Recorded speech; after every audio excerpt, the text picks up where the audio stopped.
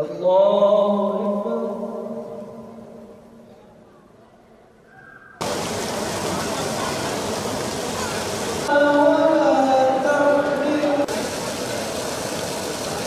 Euzubillahimineşşeytanirracim. Bismillahirrahmanirrahim. Ramazan-ı Şerif bizlere, tüm halkımıza, milletimize, hemşehrilerimize hayırlı, uğurlu olsun. Rabbim Celle Celaluhu güzel bir şekilde geçirmeyi cümlemize nasip eylesin. Efendimiz sallallahu aleyhi ve sellemin ifadesiyle mübarek bir ayın gölgesi üzerimize düştü. Rabbim istifade edenlerden eylesin. Ramazan-ı Şerif Rabbimiz için kıymetli, değerli. Dolayısıyla bizim için de kıymetli ve değerlidir. Peki Ramazan-ı Şerif'i değerli kılan şey ne?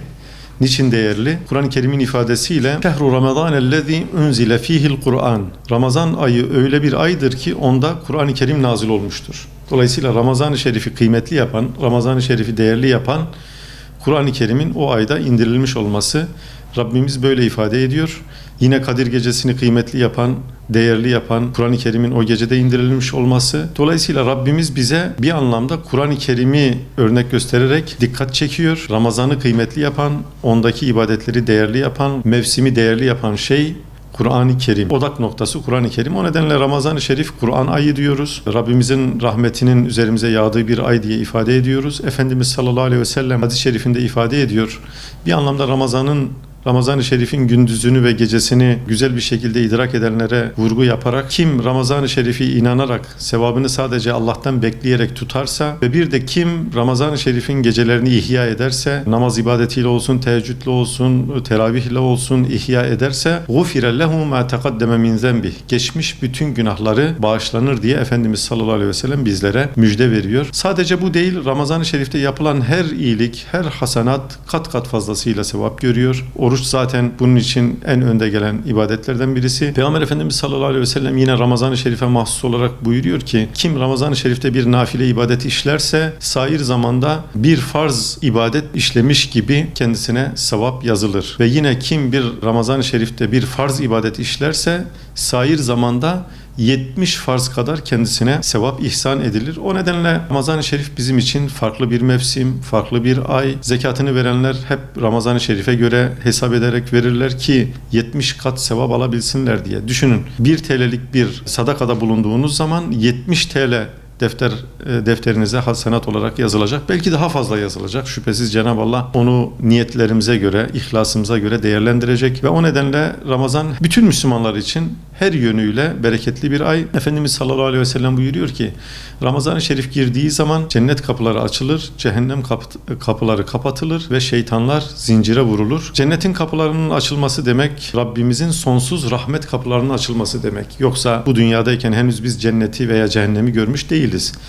Cenab-ı Allah'ın rahmet kapılarının bütün Müslümanlara açılması demek. Cehennem kapılarının kapatılması demek ise Cenab-ı Allah'ın gazabının bu ayda bir miktar Müslümanlar için özellikle gazabıyla muamele etmeyeceği, rahmetiyle muamele edeceği, mağfiretiyle muamele edeceği ve bunun ön plana çıkacağının bir göstergesi. Şeytanların zincire vurulması meselesi de yine Efendimiz sallallahu aleyhi ve sellemin başka hadis-i şeriflerinde geçiyor. Bir rivayette şeytanların ileri gelenlerinin sadece zincirlere vurulacağı, bir rivayette ise bütün şeytanların aslında zincire vurulacağı. Tabi bu Allah muhafaza günah işleyenleri, haram işleyenleri, fısk-ı fucur, küfür içerisinde olanları kurtarmaz. Her halükarda kişi Rabbinin yoluna, Peygamber Efendimiz sallallahu aleyhi ve sellemin sünnetine, çizgisine uymak durumunda. Çünkü nefis var ve yine hani o ilk rivayette söylediğimiz gibi şeytanların ileri gelenleri bağlandıysa, zincire vurulduysa ötekileri var, hizmetlileri var, yardımcıları var.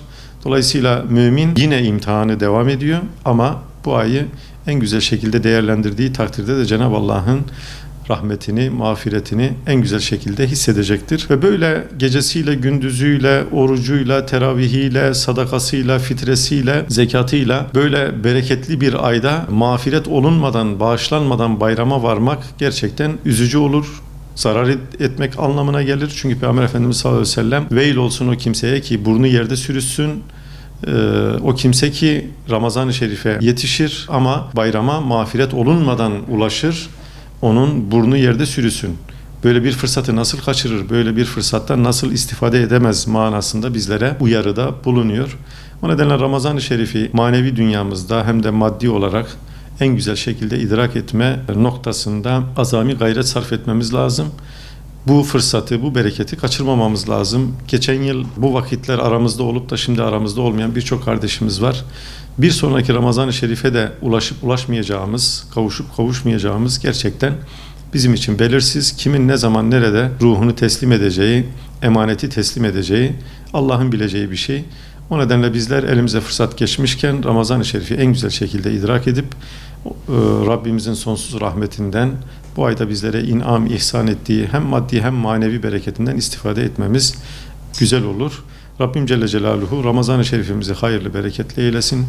Bayrama mağfiret olunmuş bir şekilde, bağışlanmış bir şekilde ulaşmayı cümlemize nasip eylesin.